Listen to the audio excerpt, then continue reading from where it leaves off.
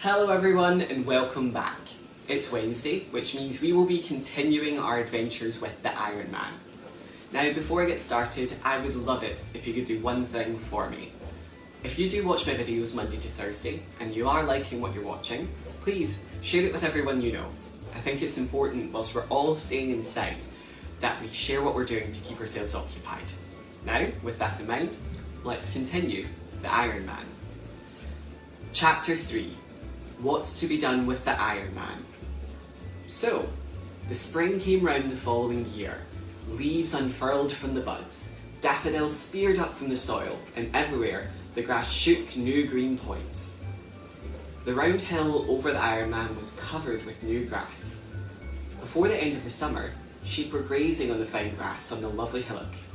People who had never heard of the Iron Man saw the green hill as they drove past on their way to the sea, and they said, "What a lovely hill! What a perfect place for a picnic." So, people began to picnic on the top of the hill. Soon, quite a path was worn up there by people climbing to eat their sandwiches and take snaps of each other. One day, a father, a mother, a little boy and a little girl stopped their car and climbed the hill for a picnic. They had never heard of the Iron Man, and they thought the hill had been there forever. They spread a tablecloth on the grass. They set down the plates of sandwiches, a big pie, a roast chicken, a bottle of milk, a bowl of tomatoes, a bag full of boiled eggs, a dish of butter, and a loaf of bread with cheese and salt and cups. The father got his stove going to boil some water for tea, and they all lay back on rugs, munching food and waiting for the kettle to boil under the blue sky. Suddenly, the father said, "That's funny." "What is?" said the mother. "I felt the ground shake," the father said. "Here, right beneath us." "Probably an earthquake in Japan," said the mother. "An earthquake in Japan?" cried the little boy. "How could it be?" So the father began to explain how an earthquake in a far distant country that shakes down buildings and empties lakes sends a jolt right around the earth. People far away in other countries feel it is nothing more than a slight tremble of the ground. An earthquake that knocks a city flat in South America might do no more than shake a picture off a wall in Poland. But as the father was talking, the mother gave a little gasp and a yelp. "The chicken!" she cried. "The cheese! The tomatoes!" Everybody sat up. The tablecloth was sagging in the middle. As they watched, the sag got deeper and all the food fell into it, dragging the tablecloth right down into the ground. The ground underneath was splitting, and the tablecloth, as they watched, slowly folded and disappeared into the crack. And they were left staring at a jagged black crack in the ground. The crack grew. It widened, it lengthened, it ran between them. The mother and girl were on one side, and the father and the boy were on the other side. The little stove toppled into the ground and cracked with a clatter, and the kettle disappeared. They could not believe their eyes. They stared at the widening crack. Then, as they watched, an enormous iron hand came up through the crack, groping around the air, feeling over the grass on the other side of the crack. It nearly touched the little boy, and he rolled over backwards. And the mother screamed, "Run to the car!" The father shouted. They all ran. They all jumped into the car. They drove.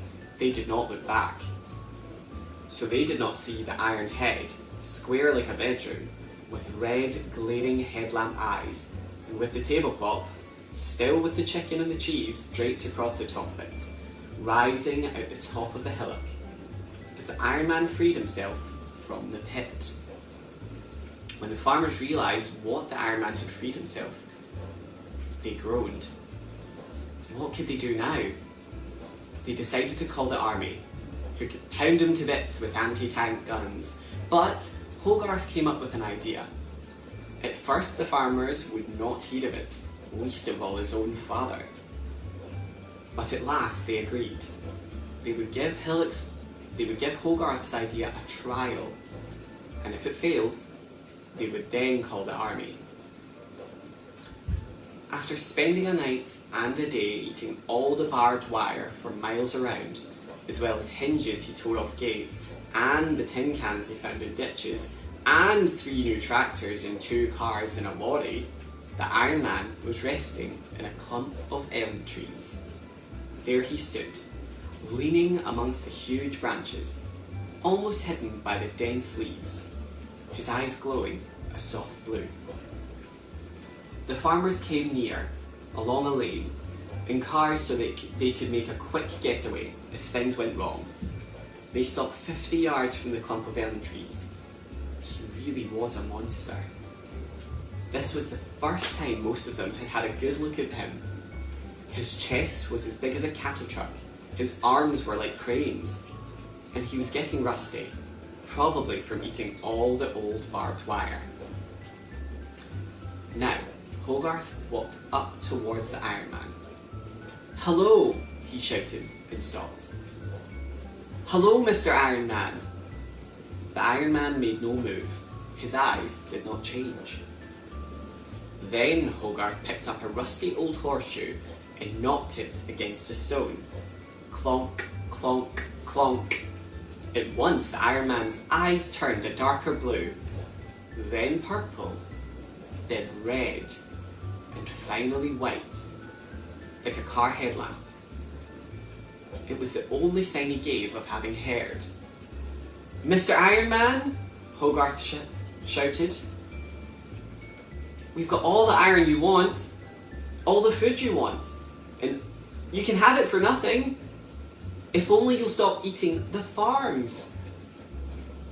The Iron Man stood up straight. Slowly he turned, till he was looking directly at Hogarth. "We're sorry we trapped you and buried you," shouted the little boy. "We promise we'll not deceive you again. Follow us, and you can have all the metal you want. Brass too, aluminium too, and lots of old chrome. Follow us." The Iron Man pushed aside the burrows and came into the lane. Hogarth joined the farmers. Slowly, they drove back down the lane, and slowly, with all his cogs humming, the Iron Man stepped after them. They led through the villages. Half the people came out to stare, half ran to shut themselves inside bedrooms and kitchens. Nobody could believe their eyes when they saw the Iron Man marching behind the farmers. At last, they came to the town, and there was a great scrap metal yard. Everything was there. Old cars by the hundred, old trucks, old railway engines, old stoves, old refrigerators, old springs, bedsteads, bicycles, girders, grates, pans. All the scrap iron of the region was piled up there, rusting away. "There!" cried Hogarth. "Eat all you can." The Iron Man gazed. His eyes turned red. He kneeled down in the yard. He stretched out on one elbow. He picked up a greasy black stove and chewed it like a toffee. There were delicious crumbs of chrome on it. He followed that with a double-decker bedstead, and the brass knobs made his eyes crackle with joy. Never before had the Iron Man eaten such delicacies. As he lay there, a big truck turned into the yard and unloaded a pile of rusty chain. The Iron Man lifted a handful and let it dangle into his mouth better than any spaghetti. So there they left him. It was an Iron Man's heaven. The farmers went back to their farms. Hogarth visited the Iron Man every few days. Now, the Iron Man's eyes were constantly a happy blue. He was no longer rusty. His body gleamed blue, like a new gun barrel. And he ate, endlessly. Thank you so much for joining me today, and as always, take care and enjoy the rest of your day. Bye!